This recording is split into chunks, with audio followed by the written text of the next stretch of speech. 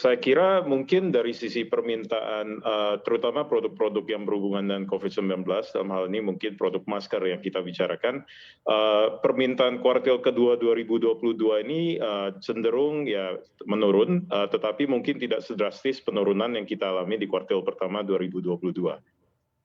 Dan ini mungkin juga daripada dampak terkendalinya situasi pandemi di tanah air, dan juga faktor oversupply produk masker di lapangan ini masih cukup signifikan. Mungkin ada datanya Pak, sesignifikan apa? Pada saat ini kita belum ada data yang baku, tetapi dari sisi ini mungkin dari sisi masukan-masukan anggota dan juga pelaku-pelaku usaha industri masker ya, pada saat ini kelihatannya supply di lapangan ini masih cukup tinggi berdasarkan data-data yang mereka kumpulkan. Dan mungkin juga ini bisa dilihat masih maraknya produk-produk masker ya yang diperjualbelikan di platform-platform seperti Tokopedia dan sebagainya. Baik, apakah ada risiko oversupply untuk penggunaan masker ini? Ya, tentu ada, seperti yang saya sampaikan di sesi yang sebelumnya, dampak langsungnya ini adalah price dumping ya, yang meningkatkan tekanan harga di pasar yang kita alami saat ini.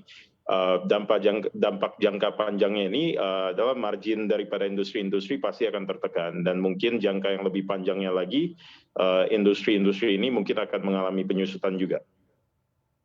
Antisipasi apa yang mungkin disiapkan untuk produsen-produsen alat kesehatan?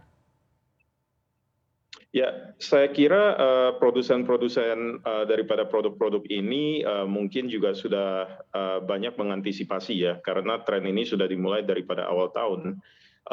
Jadi banyak yang sudah melakukan diversifikasi produk dan juga fokus ke efisiensi produksi.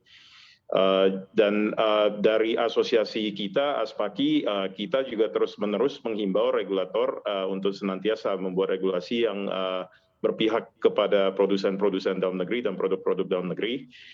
Dan tentu saja kita sangat menyambut baik ya langkah yang diambil Pak Presiden Jokowi dalam menerbitkan Inpres nomor 2 tahun 2022 tentang percepatan P3DN kemarin. Jadi itu semua kami yakin akan sangat membantu industri-industri dalam negeri untuk mengadaptasi terhadap normalisasi daripada demand ini. Produk alat kesehatan apa juga yang berpotensi oversupply selain masker? Karena kalau kita lihat seperti tes antigen atau PCR saat ini juga bukan lagi merupakan salah satu syarat untuk melakukan perjalanan. Ya, mungkin ini semua produk yang berkaitan dengan penanganan pandemi COVID-19 akan berdampak ya. Bukan hanya saja alat kesehatan, tapi yang juga saya dengar pribadi dari banyak rumah sakit juga oversupply terhadap obat-obat untuk penanganan COVID ini juga cukup signifikan. Baik, apakah ada antisipasi yang disiapkan juga dari rumah sakit untuk obat-obat yang oversupply tersebut? Ya, pada saat ini mungkin belum jelas ya ada langkah apa yang mereka lakukan, karena ini masih ya kita juga belum pasti daripada situasi pandemi COVID ini, walaupun data-data terakhir ini menunjukkan sudah cukup terkendali. Tapi mungkin juga masih ada antisipasi terhadap gelombang-gelombang berikutnya, dan oleh karena itu mungkin ini masing-masing rumah sakit masih menyiapkan kebijakannya masing-masing.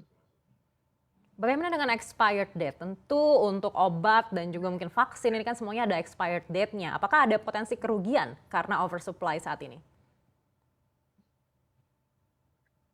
Ya, tentu saja ada. Bahkan masker sendiri pun sebenarnya ada expired date-nya, Ibu. Seberapa besar potensi kerugiannya?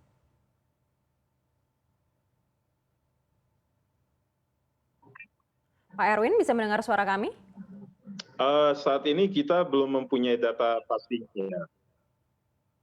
Ya, mohon maaf sedikit terganggu sinyalnya, Ibu, tidak begitu jelas. Tapi pertanyaan yang saya tangkap tadi, berapa besar potensi kerugiannya ya, mungkin dalam nilai jumlah rupiah.